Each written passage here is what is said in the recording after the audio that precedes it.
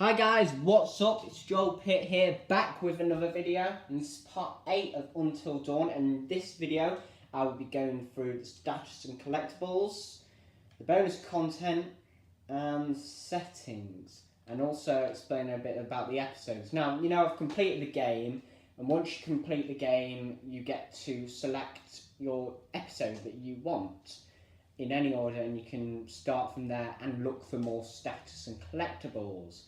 And with this, whatever you find, you get to keep and look at, and then you've got, your totems here. Now, I think I did go through a bit, like the butterflies, all that. I did go through a bit of that in another video, but, I'll leave a link to the playlist, which was part 1 to 7 of where I was playing the solo mode. Now, I'm going to just go on to the settings because the bonus content I want to leave till the end because it is amazing. You've got your control options here, so you've got traditional and motion.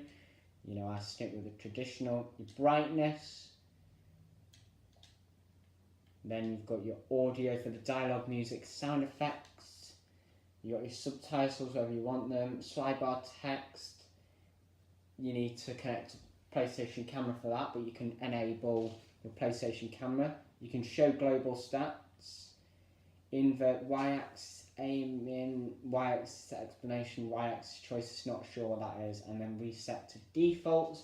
But we're going to have a look at the bonus content. You've got 3, 4, 5, 6, 7, 9 here, so we're just going to unmute it because it is on mute at the moment.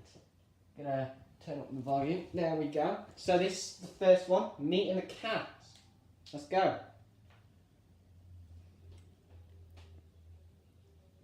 I am Hayden Panettiere, and we are here. I'm going to turn it up a bit. Recording Until Dawn. My name is Rami Malek, and I play Josh. My name is Megan Gordon. My name is Brett Dalton. My name is Antonella Lentini, and I played Hannah and Beth. My name is Jordan Fisher, and I play the character Matthew, Matt for short. I'm Nicole Bloom, and I play Emily in the game. My name is Noah Fleiss. I am Galadriel Steinman, and I play Ashley. So, Until Dawn is the story of 8 teenagers who revisit this cabin in the woods about a year later after a really traumatic experience where I lost 2 of my sisters coming in. Kind of get some closure in that respect. One of the things that Larry does really well is make these multi-layered characters. And I think for just the story in general, it follows the quintessential horror film plot lines, but the characters are so unique in themselves, and I think that's very cool. This was the right thing to do. What? Getting everyone together on the anniversary. Josh seemed really pumped about us all doing something, didn't he? Yeah, no, he definitely did. I haven't seen him so excited about something in forever. Good. Sam and I have a few things in common, such as being huge lovers of animals, and she's a huge animal lover. She's vegan. She is a pacifist. I'm not quite sure if I'm going to go as far as saying I'm a pacifist, but she's spunky and cool. I know that she, I think, is made fun of a little bit by the rest of them who think that her morals and her beliefs in that area are a little ridiculous and they don't agree with them, but she doesn't care. It doesn't stop her from being herself, and that's something that I hope I have in common with her.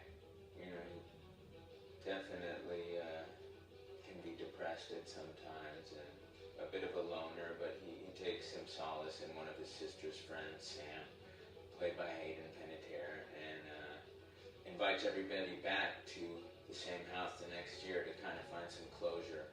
Jessica she has a whole lot of personality. She is definitely the sort of mean girl character that, at school she knows she's pretty, she knows that boys like her, and she's gonna use it to her advantage. He's got a big heart. You can tell that's very evident, especially how he treats his girlfriend, Emily. And, he's kind of a meathead, but in the best way possible. She really knows what she wants, and she manages to get that from whomever it is, whether it be Matt or Mike. She's really driven.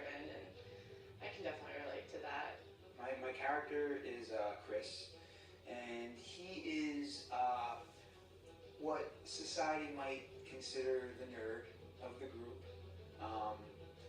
and he kind of embraces it. Ashley she's a little more serious than some of the other girls.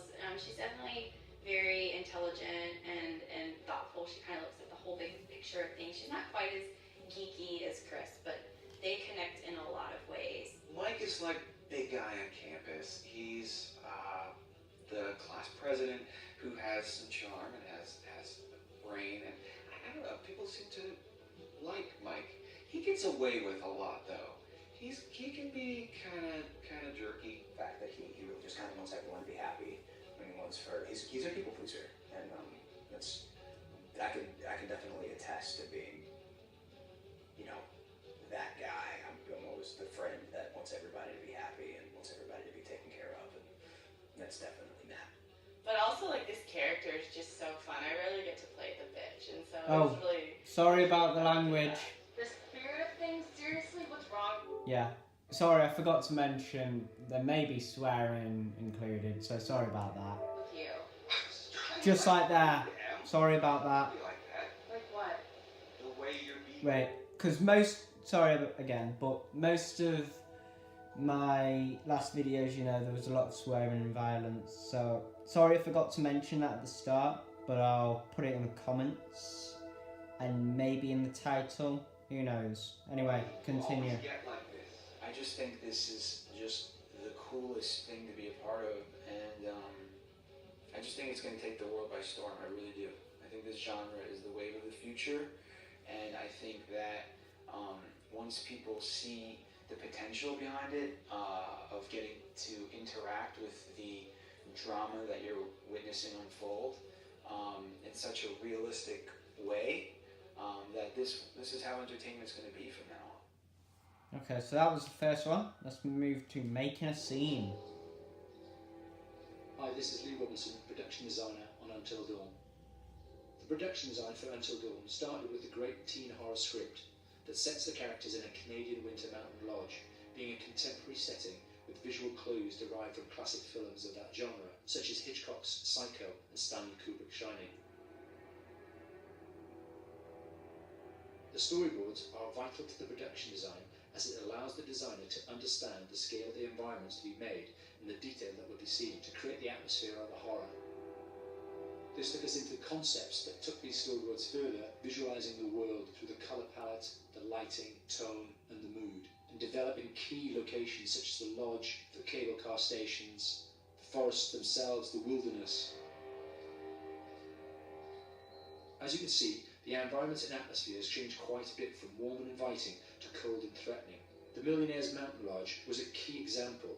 It was designed to be made from nearby stone and timber, embedding it into the landscape, with a contrasting and contemporary interior needing to be opulent and extravagant. We created dark and claustrophobic corridors with ominous and large open spaces, almost cathedral-like in size, and with huge structures to silhouette and dwarf the characters within, providing a labyrinth to explore and wander.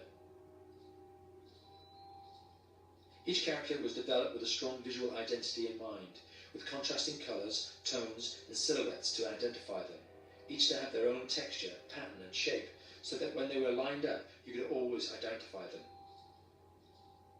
The costume designs allowed a range of clothes that would suit them for the cold winter weather, but also have an element of style and individualism, so that the audience could look at them and relate, recognizing themselves within them. A lady would like to cuddle up with her man by a nice cozy fire baked in atmospheric mood lighting. Right. It'll get plenty toasty once we're rubbing up against each other. Mike, fire and mood lighting. Yes. Working with the lighting artists, we really brought the look and feel of the world together, and this required a thorough understanding of the visual language of teen horror. A key scene was where all the characters emerge out of the rear of the lodge chasing Hannah. The contrast is evident straight away from the exterior wilderness to the warmth of the lodge. The attention to character lighting here is through the bounce and rim lighting, accented colours and composition, creating characters that come from the dark into the light and back again with an emotional effect. Guys, there's someone outside. What the hell? Hannah! What's going on? Where's my sister going? It's fine. She just Alright, next one, Science of Fear. Until Dawn is a game that's full of horror. One of the things we decided to do early on was to take a scientific approach to how scary it was. So we did experiments on people and we measured their responses to the game. We created a test area. It's as close to a home setup as we can get it. We've recruited ordinary people to play the game and we've left them to play it on their own. In the door, that's even scary. Oh, and they've got a heart rate at the bottom as well. The only difference is it's rigged with cameras and microphones that relay the data through to the next room where people are watching them play. Bracelet here we use for biometric testing. It measures the player's emotional response. It's called a galvanic response sensor. It makes contact with the user's skin and it measures the electrical conductivity across their skin. It's the same principle as an old-fashioned lie detector. When you're stressed, you sweat a little, very sensitive, picks up tiny changes if the player's feeling anxious or scared. That data's fed back to a testing team, comes through as a graph.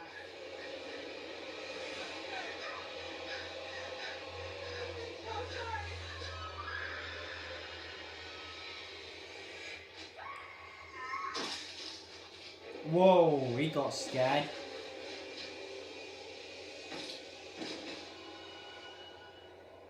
There's no point testing one or two people, you have to test a lot of people. What's your step?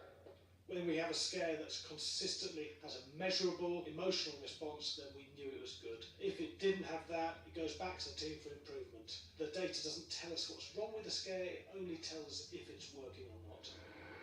Okay, so you can do it. Josh. Here we have a chapter relatively early in the game. Weirdly regular. Nothing regular about it. We have to create tension and anxiety in the player so they are ready to receive the scare.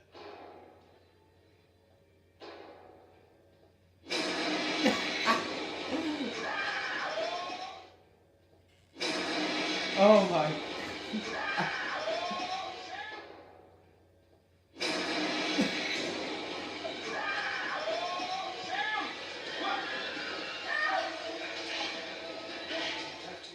Time to recover, to cool down, to calm down, and then start building the tension again before we do the next scare.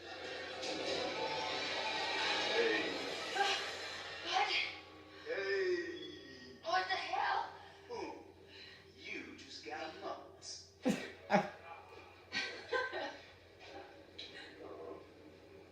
Yeah, it's such an adrenaline high. There's two things we found. One is we could look at the scares, analyse if our expected scares were working effectively. Were people shrieking and covering their hands, or were they getting an emotional response to me? And being scientific about it means that we strip out people's opinions about whether things are working or not. We've got data, and we look at the data. If it's working, we're happy with it. Very scary. Scared and wanting to get away. I actually did maybe a bit scared to download, but yeah, room with the lights on. Yeah, with some other people as well. Yeah, maybe. because I'm a scaredy cat, I would play it on and the lights on. It was one of the scariest games I've played in a long while. Oh, wow. Hi, Larry. Hey, Graham. Hi, my name is Graham Resnick. I am a filmmaker, writer, director, sound designer, and I started working with Larry Fessenden about 10, 15 years ago through my friend Ty West, who I grew up with, and I've done a lot of sound design with on his films. And he was producing Ty's films at the time, and Ty introduced me to Larry. Larry produced my first feature, and we've written together on several projects. My name is Larry Fessenden. I'm a filmmaker. I run Glass Eye Pix, which is an independent production company out of New York. We make indie movies, a lot of scary movies as well. And I got a call to audition to write this video game. And I called my pal Graham Resnick because Graham is a gamer. And while I thought I could offer something to the idea of writing this multi-branching story, I knew that I would want Graham's expertise as a lover of gameplay, since I guess games were started. So And just as a lover. and as a lover, yes. Just why there's so many sex jokes in that. Yeah. There's one Italian website that said that's right. Graham Resnick, the two lovers behind Until Dawn. Come here. Maybe I know how to handle you too.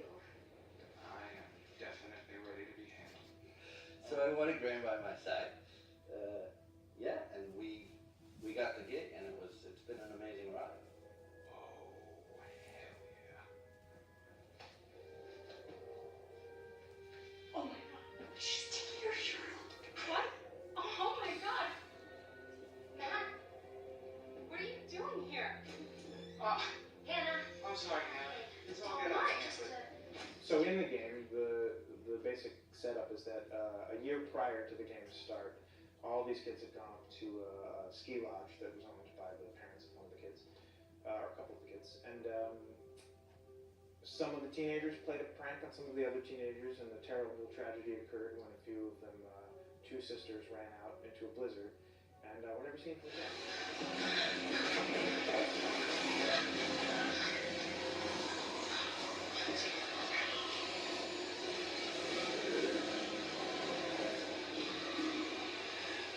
Now, a year later, this is kind of torn apart, this group of friends. They've gone through some trials and tribulations in the past year. The brother of the two girls has had a lot of psychological issues, and to kind of help him cope and help them all get over it, they all return to the lodge a year later, back up on the mountain.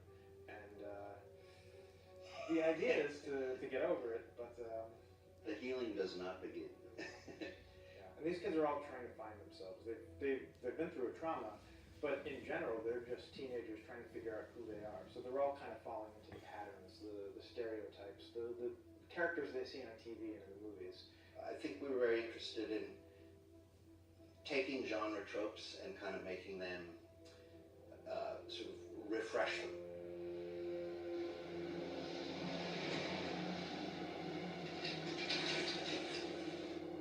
Hey, did you see that? Dad said it'd just be us this weekend. We're familiar with how slasher movies work. Most people have seen some horror movies, and we have established notions and preconceptions about the roles of the players in horror movies and how they talk and how they get killed and how they have sex. And to bring you into a game that way and then subvert a lot of those expectations was kind of our goal. They're haunted by some incident that happened in their past, which I think you pretty much figure out that that's going to have a role in their interaction. Yeah, so I think what was fun was we take some sort of stock characters and we try to give them some shape, but at least at the beginning they're recognizable in the way of groups of friends. There's the jock and the bitchy girl and the rivalries between everyone. And oh my gosh, and really fun characters too. We just had so much fun living in the minds of these characters through writing the script. What do you think? Jesus! It was fun. I think we were looking to get that kind of banter that you see both in movies, but also that you absolutely have with friends and sort of those inside jokes.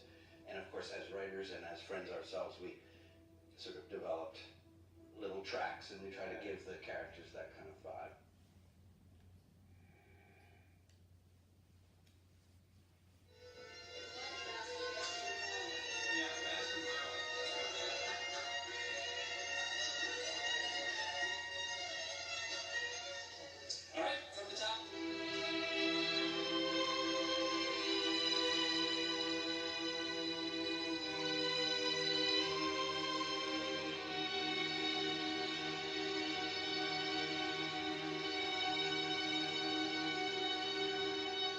Jason Graves, and I'm the composer for Until Dawn.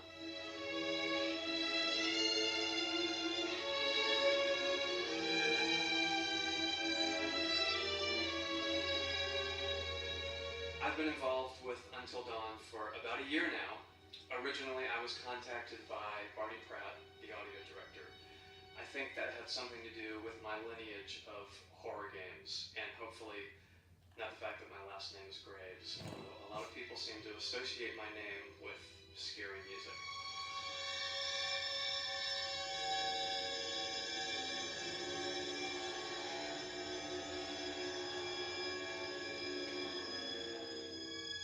One of the things that was really exciting about working with Barney and the team at at Supermassive is they really wanted something unique for the music. They wanted the music to stand out and be a character on its own in the game.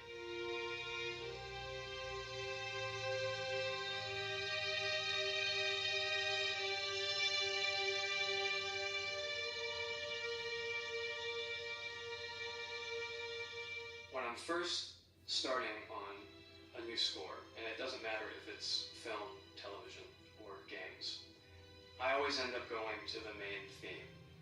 Sometimes the developer or producer isn't even necessarily interested in the main theme at the beginning. I just want to do it for myself, because for me the main theme is the identity of the game. It establishes the mood, the atmosphere, and the character of the music and how it's going to be playing in the background. And that's what we did with Until Dawn. That was actually my demo pitch to Supermassive Games. I put a main theme together, recorded all the instruments at my studio, and sent it to them. And they liked it. We actually ended up recording that exact theme, all the instruments and everything, live here at Ocean Way probably 9 months ago. And that's what we've been using in all the demos for the game, and that's the final version of the theme that is the main theme that you'll hear on the menus and in some key pieces of gameplay.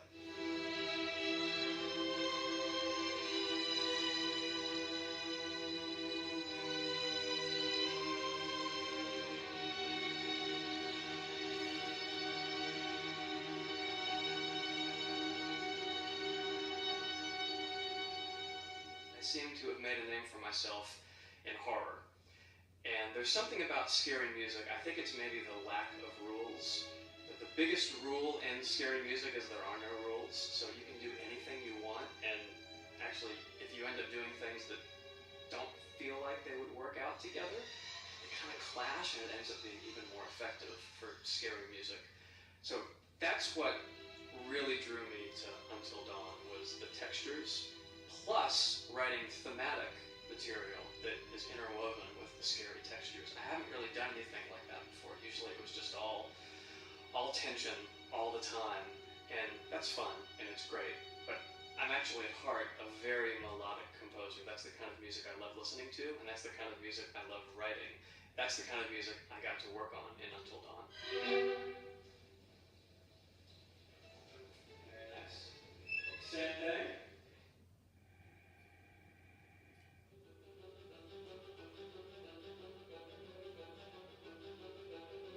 My name is Will Byles, Executive Creative Director of Until Dawn. The first part of getting a believable facial performance in-game is to capture, topographically, the actor's range of emotional expressions as separate versions of the same head.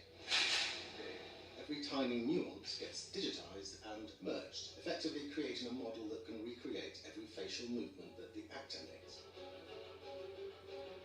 Once the topography has been recorded, the actor's performance itself can be captured by using a predetermined set of marker points drawn precisely on the face and a high-def helmet cam wirelessly linked to capture devices. The camera is the small box where it looks like the microphone should be. It records in high def the movement of the dots throughout the performance that will drive the expressions captured earlier. Unlike other systems, this form of capture is far less lossy because there are fewer interpretations between performance captured and performance rendered finally in-game. The audio is also recorded via 2 separate lavalier mics attached to the helmet. It takes a while for the actors to acclimatise to carrying around the recording devices and the helmet cams, but very soon the shoot becomes similar to any other effects shoot or a green screen shoot. The actors in these scenes are only recording facial animation, but use cursory body movements for pacing.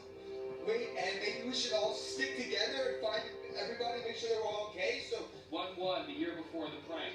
Take 2, Mark. Other than the other actors, they have to use their imagination for everything and everywhere that they are supposed to be seeing and feeling. From a hot midday studio in Los Angeles to a freezing midnight mountain in British Columbia.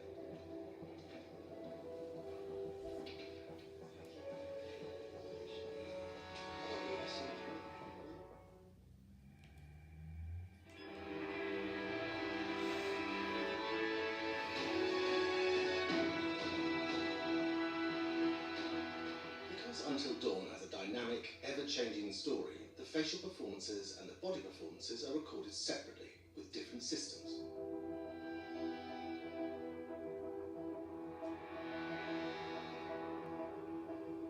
With the body capture, we use reflective bead suits and an infrared camera matrix system that drives the CG bone hierarchies in our character models. These performances cover everything from character locomotion, scene-specific performances and stunt work, most of which was recorded at studios in Pinewood and Shepperton, near London. Anna! Combining all the elements seamlessly in the final game becomes a formidable editing and logistical task. Every variation, both physical and emotional, must be combined in these multi-edits. Scaffolding props have to stand in for the sets, because hundreds of infrared cameras have to be able to see all of the reflective beads on the actor.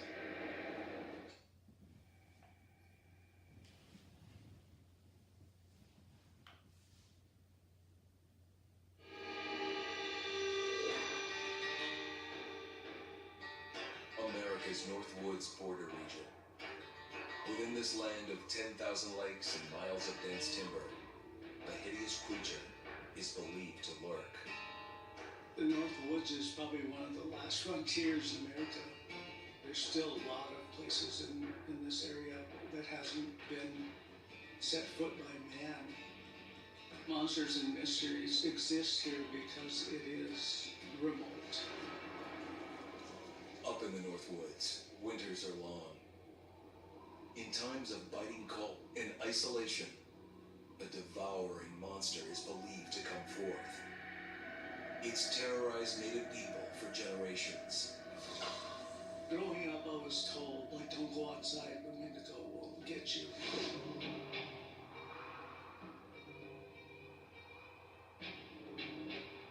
Among the traditions of the northern Algonquin tribes is the Wendigo, a monster that can seize hold of a person to carry out its hunger for human flesh. Many Native Americans fear even talking about this Wendigo, and even the mention of the name will let the Wendigo find out where you are, and it will open you up to be possessed by this Wendigo. The most famous case of a Wendigo possession took place in 1879. In the deep woods outside of Edmonton, Alberta. Swift Runner, a Cree Indian, was a trapper and a guide. He had left town the previous autumn with his wife, 6 children, and his mother. But when Swift Runner returned in spring, he was alone. Swift Runner came into a nearby village telling this heartbreaking tale. I had to watch them starve to death. Of his family being killed by starvation, and that he was the only survivor. My whole family gone. It wasn't hard to understand a family falling victim to a brutal winter. To even not. Yet something was suspicious about Swift Runner. He was a strapping man, and he came into town weighing over 200 pounds. It didn't look like somebody who had just weathered a terrible winter. He wasn't malnourished. Didn't look like he was starving. He looked healthier than ever. After a few nights, it became clear that something was wrong. He started having night terrors, screaming in his sleep. I am the Wendigo! Villagers alerted the police. Swift Runner actually guided them back to his winter cabin. When they got there, that's when they saw the true horror.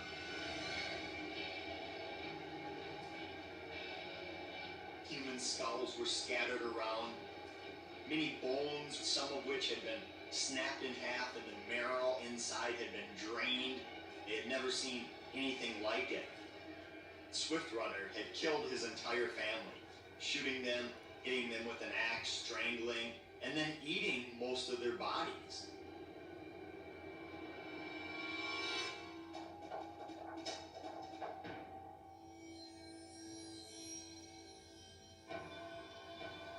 Right up until the moment the noose was on his neck, Swiftrunner swore the evil spirit of the Wendigo had possessed him and twisted him into a cannibal killer. When he was on the gallows, Swiftrunner himself said, "I am no longer a man."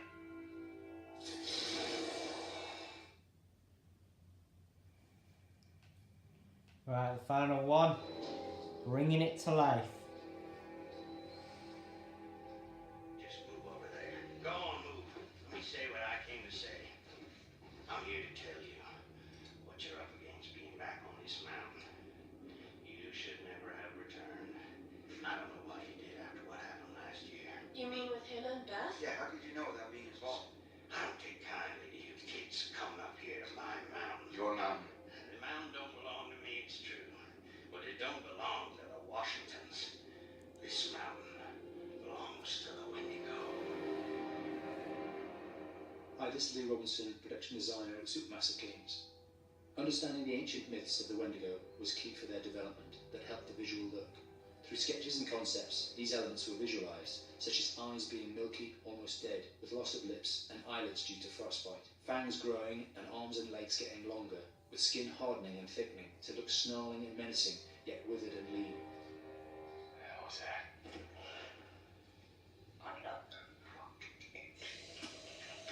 Fingers and toenails extending like claws, allowing them to climb effortlessly. We made them look gaunt and weathered, and having ragged remains of clothes they wore, blood-stained and rotten, with patches of hair still remaining. They retained strong skeletal limbs, which enable them to be agile and quick through the environment. Where are you? My name is Jamie Gallipo, Animation Director at Supermassive.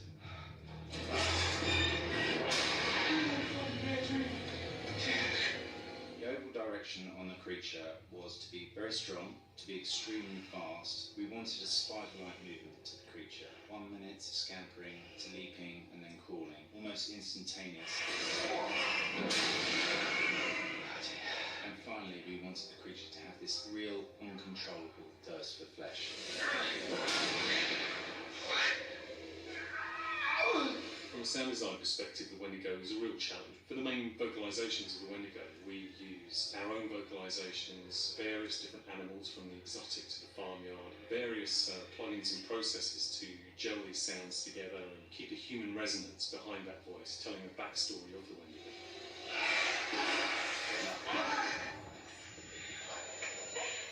During the chase sequences, the anger of the Wendigo is felt by encircling breaths, screams and screeches that essentially chase you as you're being chased by the Wendigo.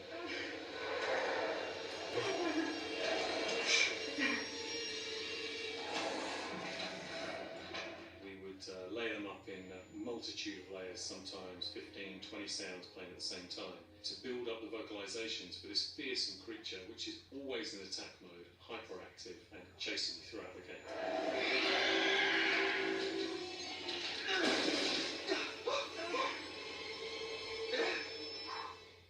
Oh, well, that is all the bonus content, settings, stats, collectibles, and the episodes, and all for this game. But if you want me to play more of this game, like, you know, probably do it without any deaths or anything like that, then please comment down below. But I hope you enjoyed this video. Be sure to check out all my videos for Until Dawn. Like I said, I'll leave a link to the playlist for my Until Dawn down below. But anyway, thank you very much for watching this video. Hope you enjoyed it, and I will see you in the next one.